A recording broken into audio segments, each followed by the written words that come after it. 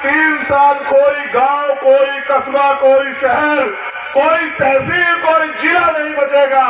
चप्पलों से इस पूरे प्रदेश को हम लोग घूम घूम के लोगों को जागरूक करने का काम करेंगे। हमारी लड़ाई एक दिन की नहीं है मेरे साथियों, एक दिन में कोई परिवर्तन होगा भी नहीं। मैं आपको याद दिलाना चाहता हूं, गौर करो, आपने पूरे दिन मेरा इंतजार किया, आप भूखे प्यासे यहाँ बैठे हो। मैं धन्यवाद करूंगा हमारी माओ बहनों का जो वहां बैठी है। और आप सोचो नौजवानों में तो जोश है, लेकिन मैं उनके हौसले की दाद देता हूँ। यही लगभग समय था सूरजगढ़ में कि 9, साढ़े 9 बजे वो मेरे इंतजार में थे और मैं मध्य प्रदेश और उत्तर प्रदेश में आपके यहाँ से सूरजगढ़ से यात्रा लेके गया था, संविधान बचाओ यात्रा। फिर मैं पूरे मध्य प्रदेश राजस्थान में गया, मैंने देखा कि रात को 1-1 बजे लोग इंतजार कर रहे थे, 1-1 बजे लोग इस उम्मीद से खड़े थे कि चंद्रशेखर आजाद आएंगे और हमें रास्ता दिखाएंगे। मैं आपको भी ये कहने के लिए आया हूँ, ये वो धरती है जिसने पूरे देश को रास्ता दिखाया।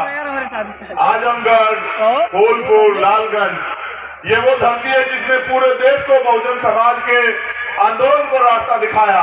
मगर मुझे आपसे कहना, आप मेरे नौजवान भाइयों की संख्या ज्यादा है।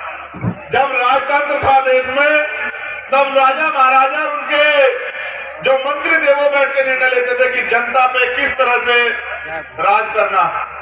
हमारे महापुरुषों के संघर्ष के कारण इस देश में लोकतंत्र आया। लोकतंत्र का मतलब यह है कि जनता द्वारा जनता का शासन, सरकार को चुनने का।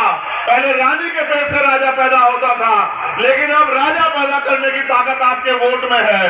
इस वजह से अगर राजतंत्र में हमें दूसरे संचालित करते थे मैं समझ सकता था, लेकिन लोकतंत्र में भी हमारे ऊपर दूसरे लोग राज करें तो ये बड़े सोचने का विषय है कि कहीं ना कहीं हम कमजोर हो रहे हैं या फिर हम अपनी जिम्मेदारियों को नहीं समझ रहे हैं। ये उत्तर प्रदेश है और उत्तर प्रदेश में क्या हो रहा है ये आपको जानना पड़ेगा। उत्तर प्रदेश में